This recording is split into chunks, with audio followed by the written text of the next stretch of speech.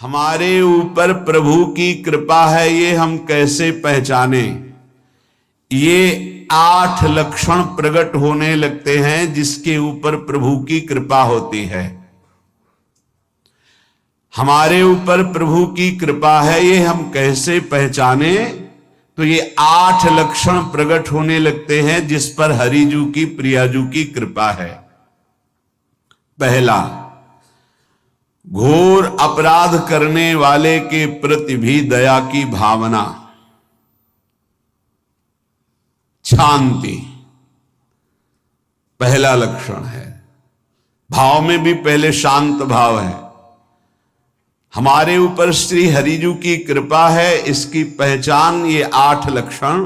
पहला, शांति, अर्थात घोर अपराधी के प्रति भी गुस्सा ना क्षमा करना, यह हरि की कृपा का लक्षण है।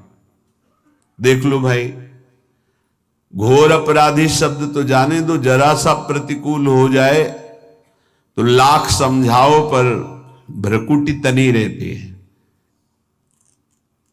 भला ऐसा है? अपराधी पर भी क्षमा का भाव होना, ये हरि कृपा पात्र में ही होगा, अन्य में नहीं।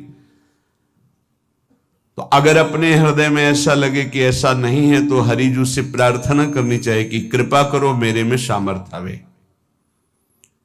दूसरा, अनुसूया, वो किसी भी के प्रति कभी भी कोई दोष दर्शन ही नहीं करेगा। दोष कथन, दोष श्रवण की तो बात जाने दो। अनुसूया, दूसरों के गुणों में दोष ढूंढना ये नहीं होता। हरि कृपा पात्र में ये नहीं था। ये सब भजन के नाश करने वाले।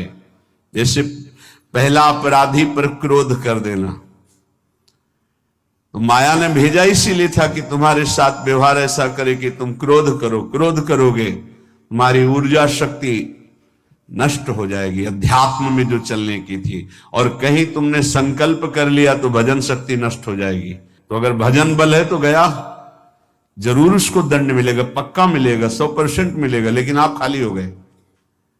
ना भजन करने की वृत्ति रहेगी और ना भजन रहेगा, दोनों बात। अनुसूया, किसी के सद्गुणों में दोष देखना, गुणों में दोष ढूंढना, ये हरि कृपा पात्र में नहीं होता। ये बहुत मंगलमयी बातें हैं जिससे हमारा भजन मार्ग पुष्ट होता है।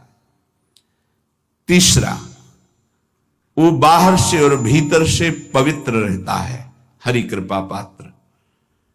शौचाचार का ज्ञान होना चाहिए, वस्त्र आपके पवित्र होने चाहिए, ये बाहरी जल रज आदि के द्वारा बाहरी पवित्रता।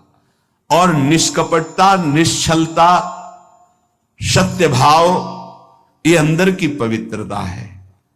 अगर कपट है, छल है, असत्य है तो हृदय मलिन रहता है। भीतर और बाहर से पवित्र रहना, इसमें खास बात क्या है? भीतर और बाहर से पवित्र रहने में, भीतर और बाहर से सदैव पवित्र कौन रह सकता है? तो बोले जो पुंडरीकाक्ष भगवान श्री हरि का, प्रियाजू का स्मरण करता रहता है, वो शवायाभ्यंतर शुचि, वो बाह्य और अभ्यंतर दोनों से पावन रहता है। तीसरी जो कृपा का लक्षण है, अर्थात वो सदैव भगवत चिंतन परायण, शौचाचार का पालन करने वाला, बाहर और भीतर से हरि कृपा पात्र पवित्र रहता है।